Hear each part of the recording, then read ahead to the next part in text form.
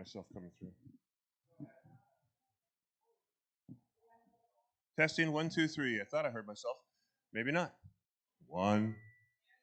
I know I'm there. I'm not Memorex. 1. Normal voice. I don't use a normal voice. I go all over the place. How's that? Testing 1, 2, 3. That's a little bit of echo. Slight amount of echo. Okay, now it doesn't sound echoey.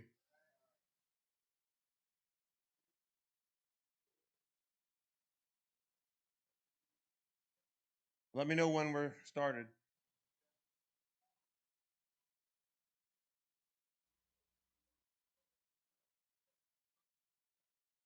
Oh, sure, yeah. I put them in a couple spots around. I got one up here, one over there. Put one somewhere else, and we can put another.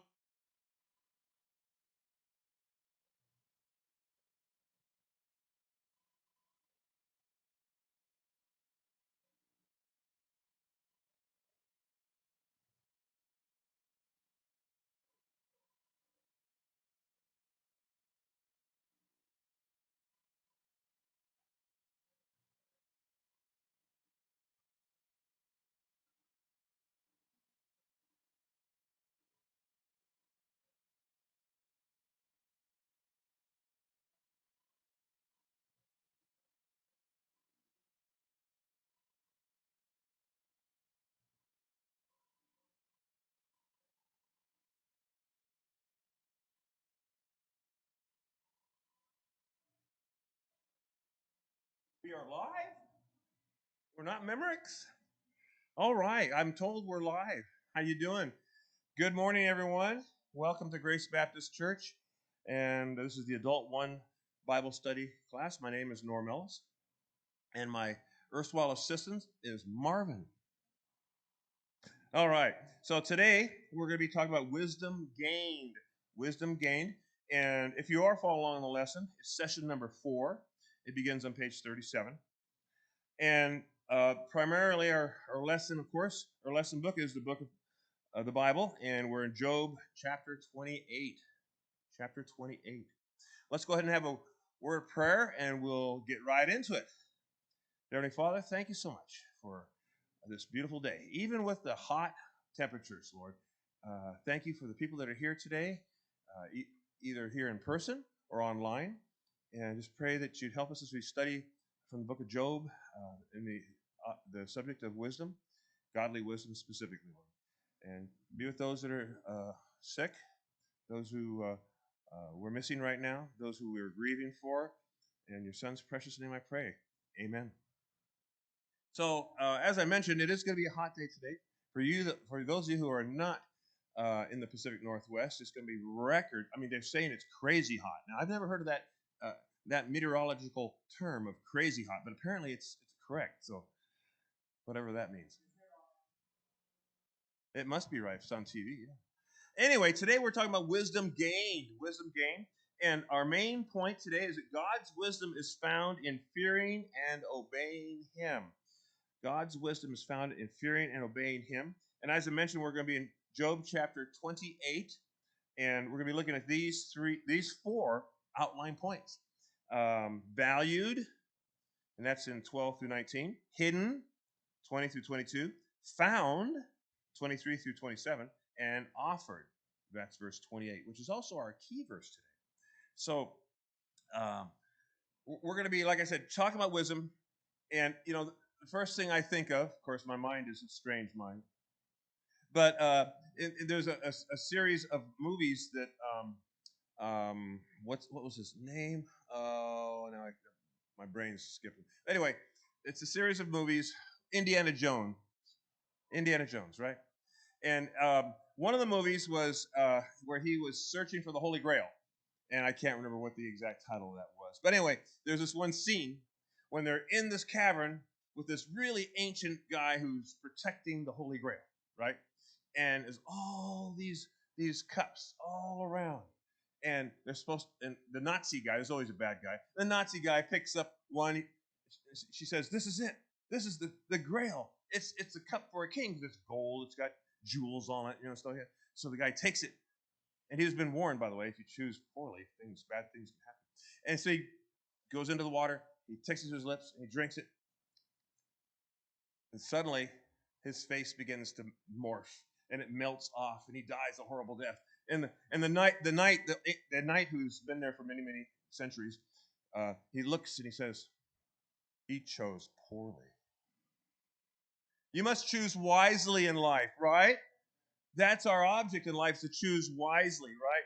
And there's a lot of wisdom is one of those subjects where you hear a lot about it because we all want to live wisely. We want to do the right thing, right? We want to be successful, correct? In whatever we do. There's a saying, it's an old saying from England, I think, penny wise and pound foolish. Now, what does that mean? What does that kind of a saying mean to you? Somebody's penny wise but pound foolish. Have they chosen wisely? No, they didn't choose wisely. They thought they did. They thought they were saving a little penny here and there, but in actuality, they were losing because of their poor choice, their poor wisdom, right? And so we're going to see this contrasted in our lesson today. You know, godly wisdom is good wisdom. Man's wisdom, not so good sometimes, right? It can be bad. Proverbs 14:12 is a verse that speaks to this a little bit. It says, there is a way that seems wise or right to a man, but its end is the way of destruction or death. In Proverbs 3:7, it says, do not be wise in your own eyes. Instead, fear God and turn away from evil. Turn away from evil. And that's what we should be doing in life, right? So anyway, to help us make wise decisions in life, we have all kinds of guides, don't we? Well, let's look here. I've got some here. Here's a good one. Developing the Leader Within You by John C. Maxwell.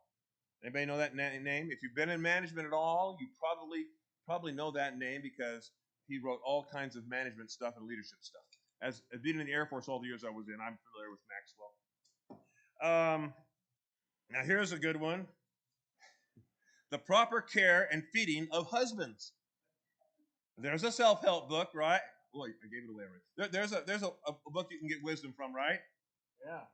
Let me see. Here's another good one. Discovering God's Will for Your Life. And this is actually a woman of faith study guide series.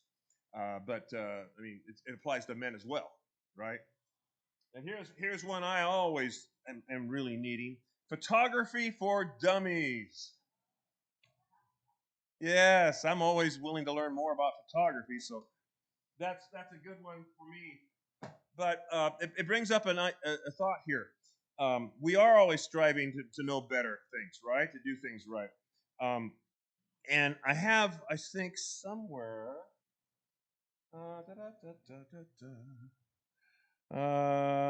Yeah, I have a definition for wisdom.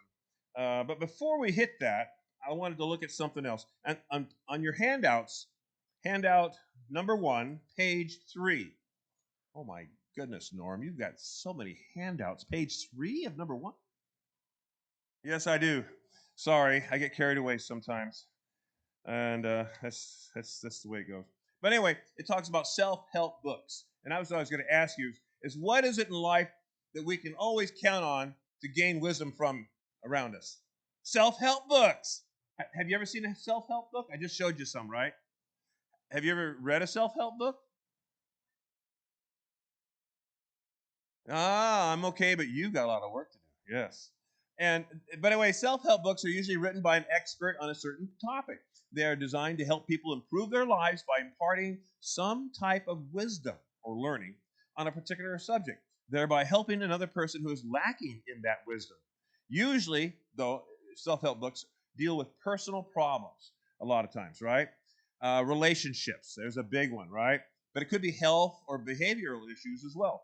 They can also address an area of a person's life that needs some kind of help, such as being a good dog owner, building a deck on your backyard, right? Landscaping your yard, flower arranging, etc. Yes, there's a lot of them, right? Self-help books are usually written by people like psychologists, maybe a pastor, a life coach. I love that life coach. a master carpenter, a doctor, or maybe some other expert on certain subjects. And it's really interesting if you start looking into this a little deeper, how much we really crave to know more about things, right? To learn, to be wiser, right? And there's two very popular series of self-help books out there you've probably seen. One is called The Complete Idiot's Guide to fill in the blank. And there is all kinds of stuff like that. It is amazing. The Complete Idiot's Guide. Then there's the other one. Oh, by the way, there's 803 entries. That's right. That's as of this writing. There's probably more than that. They're making them all the time. They're just pumping them out, because there's so many things, right? The other one is the blank for dummies. Fill in the blank, right? And this is the one I showed you here is what photography for dummies. You've probably seen those in life, right? There's over 2,432 entries. In other words, books on that using that form. Think about that. And there are some really obscure ones. I was going to write a few of them down, but I would have been even longer, and I didn't want to bore you too badly. But yeah, I probably would miss some favorite ones. But what are some well-known examples? Now, if you're looking at my handout, you already know what some of them are. Some that maybe you've heard of, right? How to make friends and influence people. Have you ever heard of that one before? That's a very famous one by Dale Carnegie. There's another one that's been advertised a lot on radio in the past years. It's called Rich Dad, Poor Dad. Ever heard that one before? It gives you financial wisdom, right? And here's a real oldie but a goodie for some people by Norman Vincent Peale, The Power of Positive Thinking. Heard that one before? Yeah. Zig Ziglar is another very popular speaker and author, and one of his most favorite ones, and I haven't read it, that's fine, but See You at the Top. See You at the Top. He deals with a lot of financial things as well, I believe. Another interesting one because of the title more than anything else. Dr. Spencer Johnson wrote one called Who Moved My Cheese? Who Moved My Cheese? And I'm not going to go into that one. Rick Warren has written a whole series on this in this kind of genre that he's started. It's called The Purpose-Driven Life. You've heard of that one? Yeah. All these have in mind is improving you. Now, I've dealt with a broad spectrum here. We're going to, of course, focus a little more specifically. But I do want to also point out in the handout on the first page, I wrote a little thing about what is wisdom. Now, I gleaned some of this information from Matthew and some my own that I looked up and stuff. But in general, wisdom is and this you can look at it too. But in general, wisdom is the quality of having experience, knowledge, and good judgment. So it's not just knowing about something; it's using judgment. And now we're getting fine-tuned on what wisdom really is, right? And the quality of being wise. It is the capacity to have foreknowledge of something, to know the consequences, both positive and negative, of an entire available course of actions, and to yield or take the options with the most advantage, either for present or future implications. The ability to discern or judge what is true, right, and lasting. To have insight, common sense, good judgment. Job said in 28:18 that the price of wisdom is above rubies. Think about that. So, did Job highly prize wisdom? I think so, yeah. And he goes on, we're going to read about some of these things. He also compares it's higher than. It's quite amazing. In Proverbs 8:11, it is said that wisdom is more precious than rubies, and nothing you desire can compare with her. Again, they're personifying wisdom here in Proverbs, as our pastor has been talking about. Also, he's been in Job as well, and which is really good because we're duplicating a little bit of stuff here, but repetition is good for the soul, right? So anyway, true wisdom is very fill in the blank valuable, right? According to what those verses said, it's very valuable. So you can summarize wisdom in three ways. The first two definitions are quite secular in nature, and we've been talking about some of those things too. But the third is religious. It says, first, wisdom is considered by many to simply be the art of learning, how to succeed in life. We kind of covered that with some of the books about blank for dummies, whatever it might be, right? Apparently, ancient persons learned very early that there was an orderliness to the world, in which they live. They also learned that success and happiness comes from living in accordance with the orderliness that was around them, right? We see that in Proverbs chapter 22 through 24. Second one, wisdom is considered by some to be a physiological, is that right? Philosophical, there we go. I got my little wrong. Philosophical study of the essence of life. A lot of times you'll hear Plato or Aristotle or what was the other? There's several very wise people from years gone by. Socrates, yes, Socrates. And you learn those things, and they build upon each other. I think it was Alexander the Great who was a student of one of those, the last one in the series. Was Socrates the last one in the series? Anyway, whoever the last one was in the series taught Alexander the Great. Was it Aristotle? Yeah, that makes sense. And so, do you think he learned a great deal of wisdom from this accumulation? He did, didn't he? Look what he did in life. Now, was he entirely wise in all of his choices? No.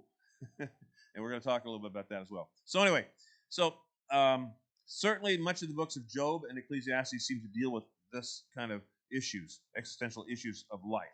And the third says, though the other definitions might include this, it seems that the real essence of wisdom is spiritual.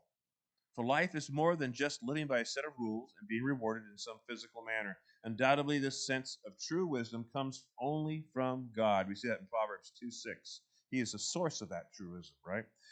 Thus, though it will involve observation and instruction, it really begins with God and one's faith in Him as Lord and Savior, as sovereign Lord and Savior, I might add. Real wisdom, then, is the reverential fear or awe of God. That's where it begins, and that's what we're going to be talking about mostly in our lesson today. Let's see. Talked about that. So, sort of in summary here, what we've been up to this point here is that through the study of Job we've been in, we've seen that Job's struggle. And his struggle was to what? What was he doing? Remember what his struggle was about? What's that? I'm sorry. Trusting in God because of the things that happened, right? He was also struggling with his so-called friends, right? And that was another concern.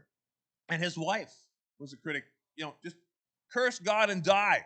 Now, there's the encouragement you need from your spouse. But these were all things that he was having to deal with, right? So he had to defend himself, especially in the criticism of his friends and his wife. He has maintained, though, what? That he is innocent of what their charges were, and that he was devoted to God. In today's study, he continues to seek God and to address a vital question for all of us. Where can true wisdom be found? Now, we all know where it can be found, but we're going to talk about it here anyway.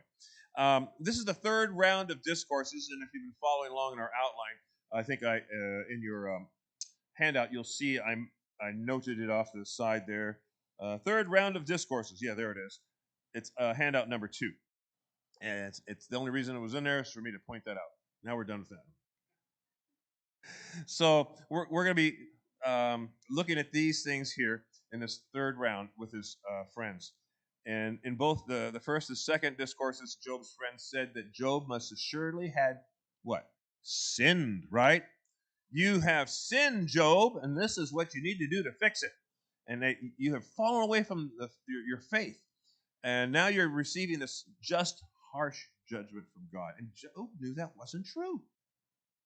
Have you ever been punished for something, maybe when you remember back when you were a kid, and you know you didn't do it? Oh my goodness. I still remember something from 6th grade like that. And it sticks with you, doesn't it? And Job is going through all of this. Can you imagine what it would do to your psyche, if nothing else? How you'd feel? And so he's going through a lot more than we could probably even think of. So anyway, each time these so-called friends would speak, Job would then respond with words to show that although he has many questions about what had happened to him, things that he doesn't understand, he is still what? Confident in his faith in God, right? He is. So let's look at our first point here. And first point is valued. So we're going to look at verses 12 through 19. For this first part, we're going to start with verse 12 first. We're going to do it in 2 seconds. The first The first section, whoever has number 1, it's in 2 sections. You probably saw a line driven. So we're going to do first verse 12, and then we'll do the rest of the verses after that. So I want you to listen for Job's question. Job's question. Go ahead and read that first verse. But where can wisdom be found? Oh, and where is the place of understanding? Where? So he's answering Bildad. Bildad's criticism. So he's saying, but where can wisdom be found? And where is the place of understanding? Now, this question is kind of a rhetorical in nature, right? Because he's gonna do his best to answer it too. But he's answering his friends and all the criticisms. And so this is what he's doing in the first part. What are some sources a person might turn to when seeking wisdom? Because he's asking, where can it be found? What are some sources? The news, okay. All the news is fit to print. New York Times. If you read it on the news on the internet, it has to be true. What other sources do we have? What other sources can a person turn to when seeking wisdom? Family, good. What? The Bible. There you go. Anything else? What? Teachers. Yeah. Secularly wise, the encyclopedia, things like that, right? But in our Christian walk, we want to make sure that we're using wisdom from good sources. You don't want to drink water from a well that's not very good, right? It's bitter. You want to drink from a well that's pure and clean. So when you're seeking wisdom on a godly nature, make sure you go to godly sources. I wouldn't, okay, if somebody likes this book, I apologize ahead of time. But I wouldn't take my theological statements from the Shack. That was a very popular book a while back, The Shack. And there's several others like that. No, be careful. Be careful. Find that good source, right? And how about a godly person? A trustworthy Christian brother or sister? We can do that too, can't we? And we can also be praying, asking God for guidance. Do you think He'll reveal it to us if we pray? Yes, He will. So these are all good sources. What makes the quest for wisdom, though, daunting and frustrating for some of us? Is it a frustrating quest sometimes? It can be. Why is that? Okay. So in other words, we might not really be successful in that quest, right? Because there's certain things that we have to trust God with. We have to trust God with, right? We have to have that faith, that genuine faith that trusts God. When we know He's sovereign, we know He's in charge, He holds us in His hands securely. Should we be trusting Him then as well? Yeah, we should. So those are some things to think of. Anyway, this statement here that I'm going to read next kind of sums up what they're talking about. It says, all the human abilities in the world put forth in the efforts to find wisdom will end in futility. In essence, no human has the ability to discover wisdom in his or her own power, independent of God. And that's kind of the key right there. If we're seeking those kind of things independent of God, we're in a fruitless endeavor, aren't we? Remember those verses we first read? There is a way that seems right or wise to a person. My own self. I'm not considering what God says, but if I just my own self, but it can lead to destruction, can it? Yeah. Let's go to the next 7 verses of that first point here. And so I want you to note where wisdom cannot be found. Where wisdom cannot be found. Okay, go ahead and read the rest of those verses. Does not know its value, nor is it found in the land of the living. The deep says, it is not in me, and the sea says, it is not with me. Pure gold cannot be given in exchange for it, nor can silver be weighed as its price. It cannot be valued in the gold of Ophir, in the precious onyx or sapphire. Gold or glass cannot equal it, nor can it be exchanged for articles of fine gold. Coral and crystal are not to be mentioned, and the acquisition of wisdom is above that of pearls. The topaz of Ethiopia cannot equal it, nor can it be valued in pure gold. So Job is now trying to probe the depths, if you will, of this question. And the question, where is it that cannot be found? Where is it you cannot find it? What are some of the places? Okay, so just because you're rich, wealthy, does it mean you found it? Not necessarily, no. Doesn't mean you haven't either. I'm just saying. What other things? Talks about a lot of very valuable things, right? All kinds of precious jewels. You can't exchange it for the godly wisdom, right? In other words, it cannot be used to be purchased. Is what they're getting at. These true God wisdom is above that. It's above that. Sometimes we think, well, all I got to do is maybe pay this person to come and be my mentor. There we go. That mentor, he can be a mentor to me, and I can then learn that wisdom, and I can, or whatever it might be, or take that college course, or get that degree behind my name, you know. And that's not necessarily going to help you in this kind of wisdom we're talking about. Godly wisdom is what Job is saying, and he's answering this question that Bildad and the others had said that, well, how come you're suffering then, Job? You had to have done something wrong. You had to have sinned. Just admit that you don't trust God. I do trust God. I just don't understand. Has there been points in our life like that where you just don't understand why that is happening? Now, there's an old song, we'll understand it better by and by. And that's so true in the Christian walk. Because a lot of times you look back now at those times and say, I understand now, God, why I had to go through that time of testing or what that was. I understand now because of what you've done with my life. How you've led me down this certain path now. And these things we can understand them. Not everything we're going to understand, by the way, but there's certain things we cannot understand in the moment, and God reveals to us later on why it was that we went through that time. And I doesn't say here directly that God told Job at the very end. I'm not meaning to jump ahead too much, but at the very end we know what happens, right? God blesses Job again after all this, right? And I have a feeling that God reassured him, says, this is why I did this, so you could learn these things and share them, because other people need to know these things, Job. They need to know that sometimes these things happen in life, and you're not going to understand why when you're going through it. But you have to walk through that valley of the shadow of death or whatever it is that time, and you won't know until you come out that other side.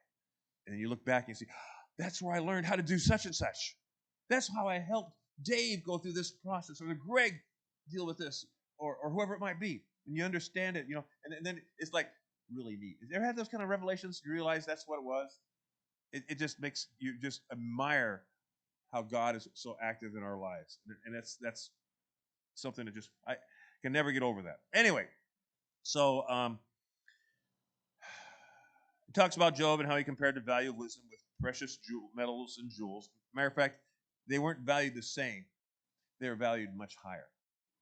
Much higher. Uh, Godly wisdom is a valuable thing. That's what he's trying to say. Wisdom cannot be found on earth, too. So he's talking about this as well. Actually,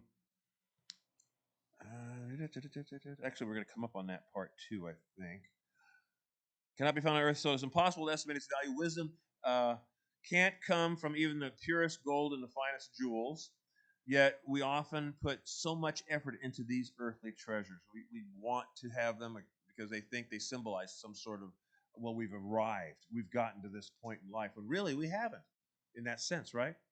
So, what is evidence that a believer values wisdom from God more than anything else? Is there something we can point to, perhaps? What is it that maybe points to the fact that we value wisdom from God above other things?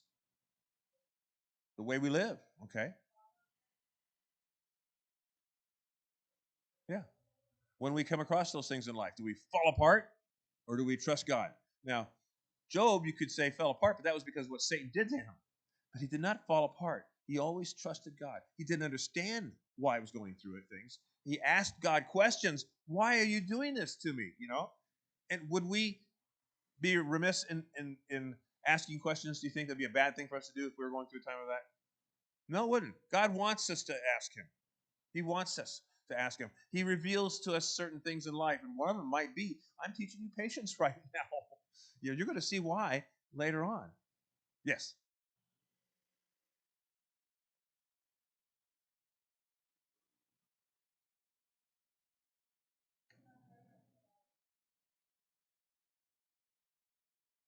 Well, and that's part of that godly wisdom we learn, isn't it? Yes. Exactly right. Exactly right. Okay, let's look at the next part. Unless somebody had a question about that. Do I know all the answers here? No. No, I don't. And that's part of the fact that God reveals these things to us maybe in stages and sometimes not until we're with Him in heaven, right? Let's look at the next step. The next step is hidden. We're going to look at verses 20 through 22. And for these next three verses, I want you to compare. We're going to be comparing another verse with it, actually. We're going to look at Job, what is it? Job 28:12 also. I'll read that one. But anyway, go ahead and read 22 through 28. Who's our next person? Ah. Where then does wisdom come from, and where is the place of understanding? Thus it is hidden from the eyes of all living and concealed from the birds of the sky. Abaddon, or place of destruction, and death say, with our ears we have heard a report of it. So I made an error in my wisdom here. I thought I had that other verse ready to go here, and I don't. Who has a Bible and like to look up a verse for me real quick? Oh, you got one? Okay, look, because you got the mic anyway, so this will help me. Look at verse 12 of that same chapter, Job 28:12. And go ahead and read that for us. 28:12. Yes. But where can wisdom be found, and where is the place of understanding? That's we already read that one. I forgot. No wonder I didn't put that separate. It's one of our things. So when we compare that with verse 20 that we just read, do we see anything? Same kind of question, isn't it? He's asking that same kind of thing, right? Where then does wisdom come from? Okay?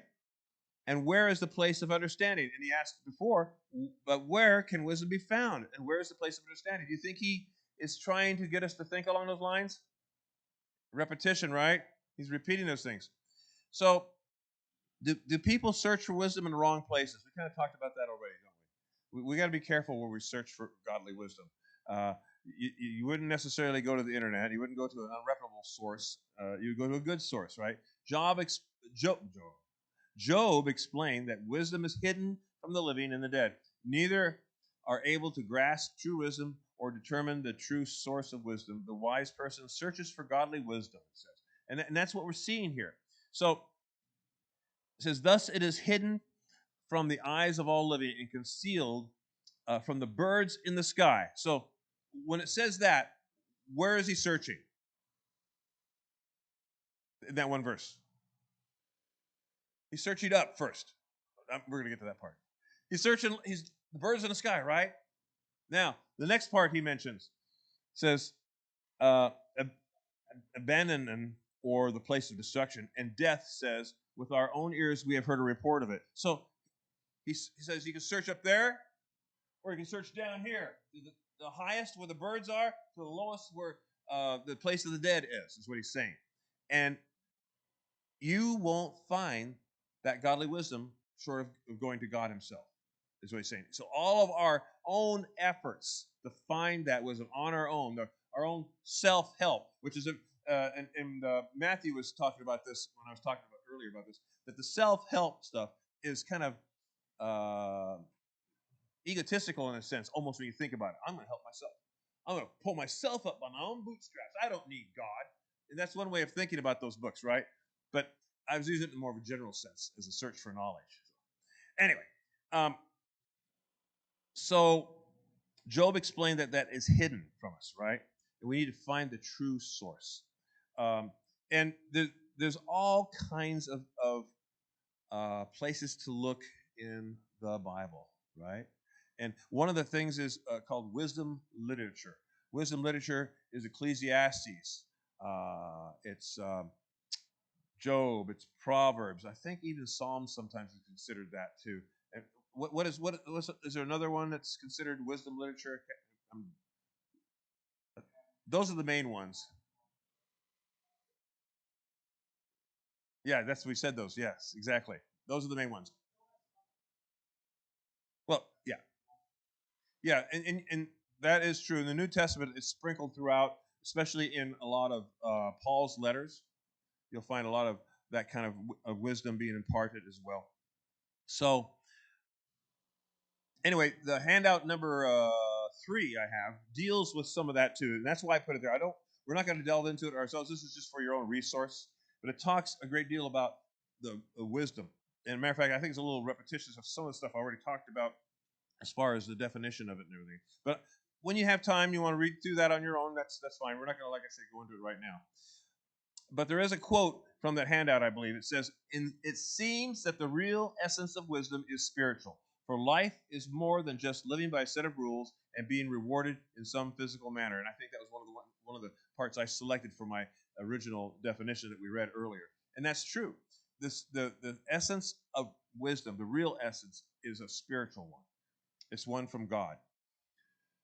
And we've kind of talked about this before, but there's many times we've gone through life experiences, right, where we see this to be true. We can't understand it any other way except it's a God thing. Have you heard that before?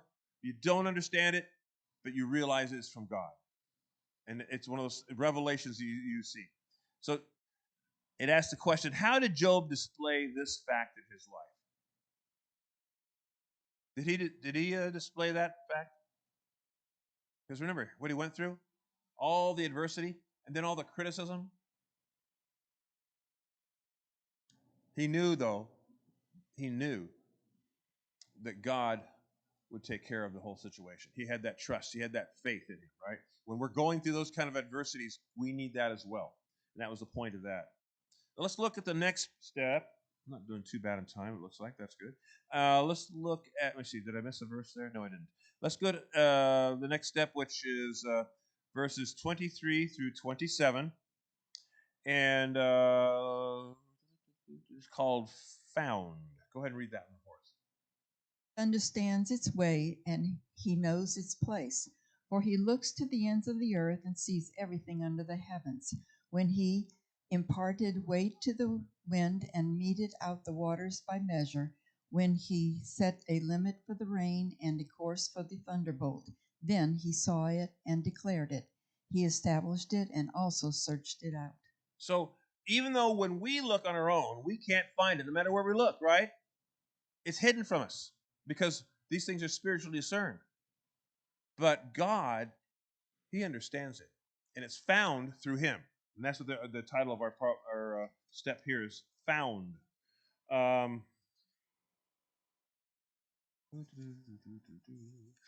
Even though we don't understand it, God does. That's the main point of that, right? And when we're going through these things, we need to trust Him, is what it's talking about here. Because He looks, it says, to the ends of the earth, and He sees everything under heaven. Wow, think about that. He knows the weight of the wind. How can you know the weight of the wind? He does, right? He mets out or gives out the water by measure. He knows how much water there is. He set a limit for how much rain. How about the sun? Let's a little less sun. But He does, right? He knows the course of the thunderbolt. When we talk about God being sovereign, that means He knows all these things, and He's in control of all these things. And so Job knows this. Job understands this part. He doesn't understand what's happening to him, but he knows that God is in control of it, right? And that's the thing that he's gaining more and more assurance of. It doesn't mean he's arrived there. He's still asking these questions, right? But God alone knows where wisdom has been placed, and He knows that because God has established the order of creation. He alone can reveal wisdom to humanity. It's really interesting how He's using creation here. Because when you look at creation, the more you look, it's like when you peel an onion, you find more and more layers. You think you understand things. And you look a little deeper. Well, I didn't know that. You look a little deeper. I didn't know that. And so when they said certain things back, 50 years ago, we find out it's not really true. When we've discovered those things that God's known all along, like DNA, we realize we're actually coded for these things. How can this have happened by accident? We realize it's no way. The more and more you look at things, I've heard there's doctors that work on the eye. I forgot their name, whatever it is, and almost ophthalmologists, whatever. And when they've studied the eye and they realize what exactly is going on in that, they're amazed. And most of us don't understand all the things that have to happen and work correctly. And I'm not going to go into because I'm not an expert on the eyeball. But it is an amazing thing. And we have these sophisticated cameras and all that stuff that still can't do what the eye does. It's an amazing thing to see. But that's just one example. But when you look at creation, you see the vast beauty of it. You see the intricate manner of it, and why things happen the way they happen, and they're perfectly meshed. Why the earth is the way it is, the shape it is, the orbit it's in, the amount of water it has, the amount of oxygen it has. The fact that we have a moon just the right size. If it was too big, it wouldn't have worked. If it didn't have a moon or it was too small, things wouldn't work on Earth. If we were anywhere else in the solar system, life couldn't survive. If the solar system was anywhere else in the galaxy, we wouldn't be able to survive. It's in the right place. It's in the right place to see other things. If we were in another part of one of the many spiral arms of the galaxy, we couldn't see the things we see. It's an amazing thing. God placed us in the right place, on the right situation, with all these intricate things. And that's what Job's getting at. He says, when I see these things and I realize that all these things that you are in charge of, I can rest assured that you're going to take care of me.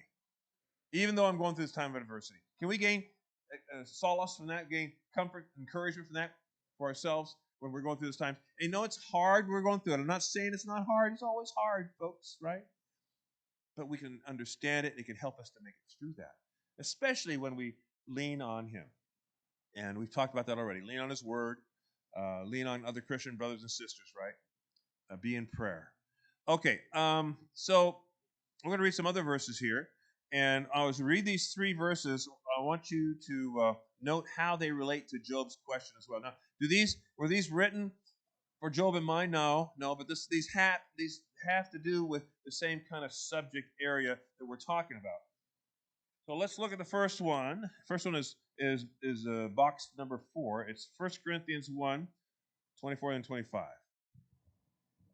I have that.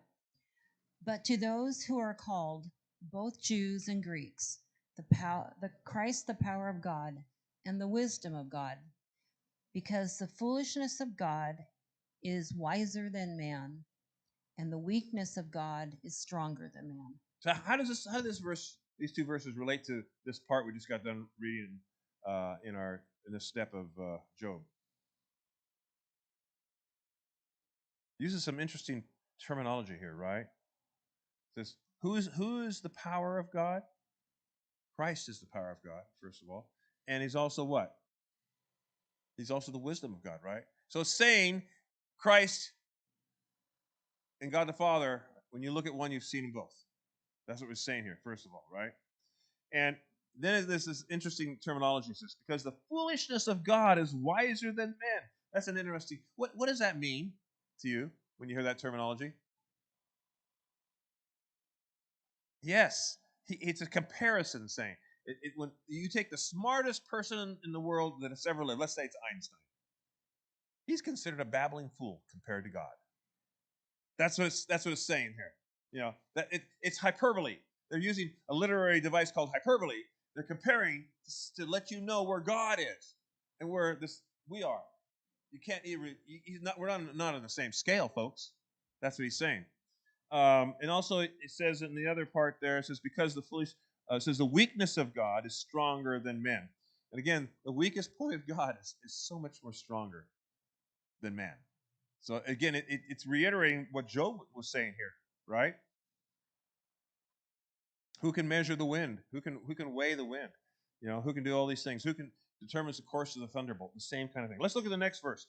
Colossians 2:3. Go ahead. Okay, it's referring to Christ, in whom are hidden all the treasures of wisdom and knowledge. Okay, so it's interesting he uses that one word. What's that word I'm looking at? Hidden. Can we understand everything about God, about Christ?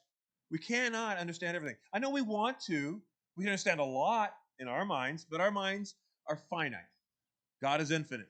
We're not going to understand the mind of God.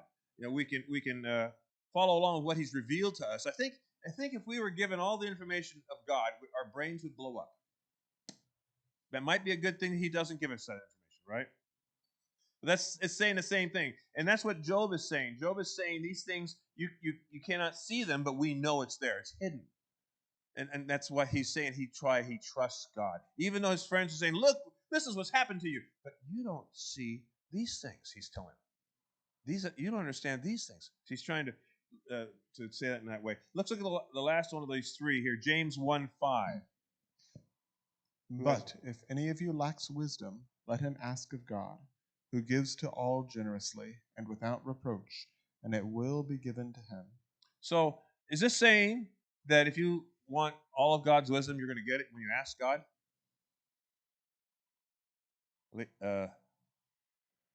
I guess he's not listening to me. You had the mic, now you don't have the mic anymore. Oh, no, you can't respond. Oh, no. Never mind. I can still respond. I have the other. Oh, you have the other mic. Okay, he's prepared. What was your Redundancy. question again, though? Does this verse mean that when we ask God for wisdom, he's going to give us all the wisdom? He will give us what we need when we humbly ask. That's right. He give us what we need when we need it to get through it, right? Exactly right. And then he'll reveal later on why we went through those things too. That's exactly right.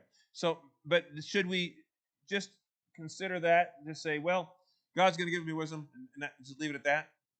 What does it say to do? Ask. Ask, right? Don't forget to be asking God. Now, so Job asking God was correct. He asked God over and over, right? He asked him. And did Job get those answers? Towards the end, he got a lot of the answers he was asking about, right? And some of these things he still had to hold on to by faith. And we know that. There's going to be those things in life we never understand. There's that old song, we'll understand it better by and by type of thing, right? And that's exactly right. Is this an easy thing to do? Gosh, it's a hard thing, isn't it? When you're going through that kind of adversity, to just be that trusting person and understand that God's got the best intentions for us, even though we're going through this kind of thing. It can be hard, folks, and it's not an easy thing. I'm not saying that at all. But hopefully this will help us to understand it a little bit better, understanding it. So it says, one day God will enable us to see everything and clearly and to fully understand his purposes. Now, it talks about that right now we see Christ in a mirror darkly, right? But when we are in heaven, we'll see him face to face. It's that thing that even though now we get a hint of things, in other words, in this life, we're going to understand these things fully when we're with him in heaven. Is that a great thing to look forward to? I hope it is. I hope it is. I do. So, and here's a good question. It's a tough question. It says, why is submission to God and his sovereignty over all creation as creator essential to having true wisdom? First of all, is submission to God easy? Who loves to submit to God? It's a hard thing to do, folks, isn't it? It's not an easy thing to do, but we're supposed to do it as Christians. We're supposed to submit to God, right? So we need to be ready to do that. Also to understand that he is sovereign, and we talked about this before. What does it mean to be sovereign? Large and in charge. Everything. Yeah. And we have a hard time with that in our society, our culture, because we're very independent minded. Okay? This country was formed to get rid of sovereignty over us. The King George, I guess it was, or something like that. And so a lot of our culture is the antithesis of understanding what it means to be under a sovereign, right? But it means a king is in charge of every aspect. And that's what God is. He's in charge of every aspect of life. But we need to be submissive to God, understand his sovereignty over all creation. That's us as well, as creator. And it's essential to having that true wisdom, to understanding it better. Last point, offered. This is verse 28. Just one verse. It's also our memory verse, or key verse if you want. Who has that one? I'll go ahead and read that one. You got the hardest verse of all. Job 28:28. And to man he said, behold, the fear of the Lord, that is wisdom. And to depart from evil is understanding. Okay, so he's summing us up now in his response to Bildad and the other friends as well. He's not all done talking, by the way. We're in the area of wisdom we're studying today. This part here, he's kind of summing that up, right? And so what does he say is the summation of this? Fear of the Lord. The fear of the Lord. Now, it's sometimes commonly misunderstood what that means.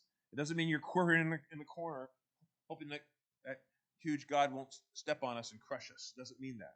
It means that reverential awe, knowing that he created us for a specific reason and that he's in charge of all around us. When we understand that, we should be overcome with awe, understanding that kind of thing. It's truly a moment when you have those glimpses of what that means. Humbling, isn't it, to understand that God cared so much for us, such a worm as I, that he sent Jesus just to save me.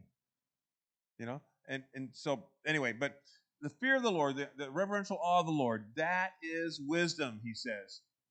And if you depart from it, it's evil, right? Depart from, so you should not. You should not depart from it because you want to understand it. So you want to make sure that you can stay within that realm of understanding that you need to fear and submit to God. And that's not an easy thing to do. You have to do it a lot, right? So this is his conclusion to this. So, and it's also our memory verse. It's a good one to keep in mind.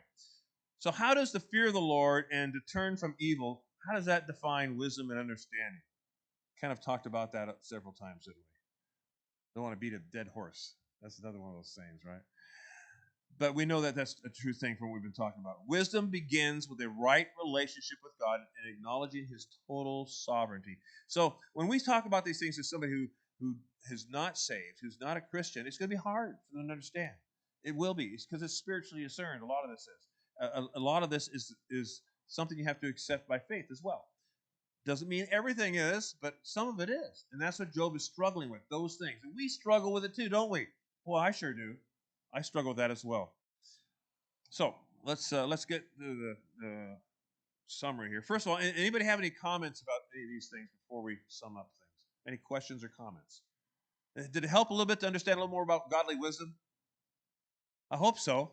I hope so. It's a difficult subject, and I struggle with it myself. Even teaching it, even though I'm looking at all this stuff, I struggle with it myself, and I know that's something that everybody does. But we need to keep these things in mind as Christians. It'll help us in our walk. So the four summary points of our lesson today is the first one is the wise person values and treasures godly wisdom. So that's what Job's answer to his friend's criticism. Okay? And the wise person searches for godly wisdom, even amidst of adversity, right? True wisdom belongs to God alone. He holds all the wisdom. And the last one is that true wisdom consists of fearing God, and it produces a godly life. And that's what we're looking at, is the life of a godly person here when we see Job. Even though he's suffering all these things, even though he's got all these questions, and he's questioning God. And God has to sort of pull him up short, as we see. But he's still fearing God. And that's the thing to remember. So as we live out these points, and these important things to think about, these should challenge us. And some challenges us more than others. And it'll be in different ways, right? So I've got a couple of questions, rhetorically speaking here, for you to think about. Not necessarily answer, but do you think that others can see evidence of God's wisdom in your life? You answered that question. I hope so. I'll answer it too. I hope so. Do they see it all the time? Probably not. Because what? We're human, right? We should, though. We should strive to do that. And that's kind of the point of the lesson as well, this study. So the next one is, as you evaluate the part of the Bible plays, what part the Bible plays in your search for wisdom, what actions do you need to take to greater depend on the Bible for wisdom? So that's sort of something that's a challenge us from the lesson here, is to do that, is to think about how much do I count on the Bible for these kind of things. Do I just pay it lip service? Do I actually search the scriptures? Do I look for those things? That's what he's asking here. Anybody have any questions or comments? We're at the end of our lesson. It's hot. It is hot. It's supposed to be 113 today? I cannot believe that. Anyway, let's go ahead and have a word of prayer, and we'll be dismissed, I guess. Let me see. I'm not missing anything. No, I think I got it all covered. Let's go ahead and pray. Thank you, God, so much for the wisdom that you impart to us, Lord. Now, I know we don't know all of it, Lord, but you do want us to ask you for that thing, for that wisdom, Lord, when we're going through these times of trials, or maybe when we're trying to help a brother or sister through their time of trials. Lord, I just pray that you give us that insight to be that encouragement for others, Lord. I pray for the encouragement as we read your word, Lord, to find those verses that will help us to go through those times. Thank you for that presence that you give us, Lord, especially with the Holy Spirit in our lives, Lord. Lord, I just pray that you'd help us by opening our eyes to that wisdom you impart to us, Lord. Help us to not forget it. Help us to use it, Lord. Not just put it on a shelf, but actually take it down and use it, Lord. Let our actions, Lord, reflect how you guide our lives so that when others see us, they can see that we know you, Lord. Thank you so much in your son's precious name. Amen. Thank you for being with us. I see we had a pretty good crowd for a hot day today. Well, 1, 2, well, somebody's over by in front of the fan. 1, 2, 3, 4, 5, 6, 7, 8, 9, 10, 11, 12, 13, 14, 15, 16, 17, 18 people. And all you online, I know there's a big crowd of you out there. Hope you're having a great day. And this has been Grace Baptist Church and the Adult One Bible Study. Thank you for being with us. Bye.